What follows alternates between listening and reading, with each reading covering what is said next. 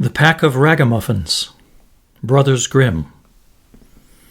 The cock once said to the hen, "It's now the time when our nuts are ripe, so let us go to the hill together, and for once eat our fill before the squirrel takes them all away." "Yes," replied the hen, "come, we'll have some pleasure together." Then they went away to the hill, and because it was a bright day, they stayed till evening. Now, I don't know whether it was that they had eaten till they were too fat, or whether they had become proud, but they would not go home on foot, and the cock had to build a little carriage of nutshells. When it was ready, the little hen seated herself in it and said to the cock, "You can just harness yourself to it." "Ha! I like that," said the cock. "I'd rather go home on foot than let myself be harnessed to it. No, that's not our bargain. I don't mind being coachman and sitting on the box, but I will not drag it myself." As they were thus disputing, a duck quacked at them.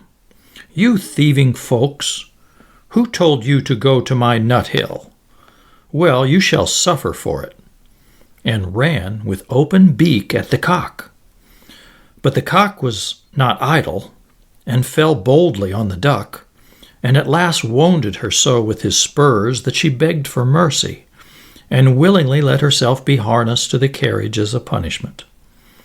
The little cock now seated himself on the box and was coachman, and thereupon they went off in a gallop, with "Duck, go as fast as you can." When they had driven a part of the way, they met two foot passengers, a pin and a needle. They cried, "Stop, stop," and said that it would be soon as dark as pitch, and they could not go a step further, and that it was so dirty on the road, and asked if they could not get into the carriage for a while.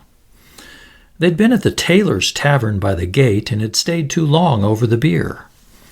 As they were thin and did not take up much room, the cock let them both get in, but they had to promise him and his little hen not to step on their feet.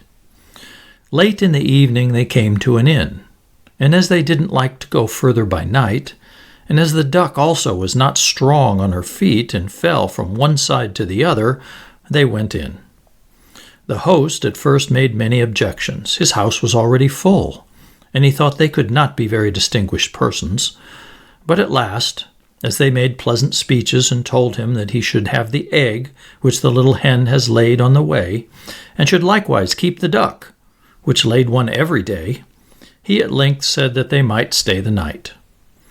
And now they had themselves well served, and they feasted and caroused. Early in the morning, when day was breaking, and everybody was asleep, the cock awoke the hen, brought the egg, pecked it open, and they ate it together, but they threw the shell on the hearth. Then they went to the needle, which was still asleep, took it by the head and stuck it into the cushion of the landlord's chair, and put the pin in his towel. And at last, without more ado, they flew away over the heath.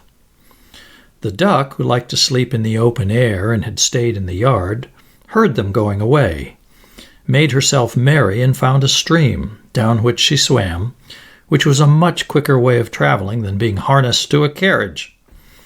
The host didn't get out of bed for 2 hours after this. He washed himself and wanted to dry himself.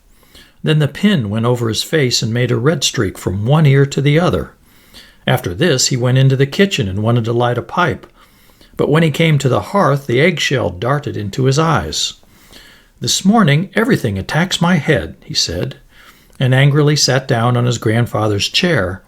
But he quickly started up again and cried, "Woe is me!" For the needle had pricked him, still worse than the pin, and not in the head. Now he was thoroughly angry, and suspected the guests who had come so late the night before. And when he went and looked about for them, they were gone.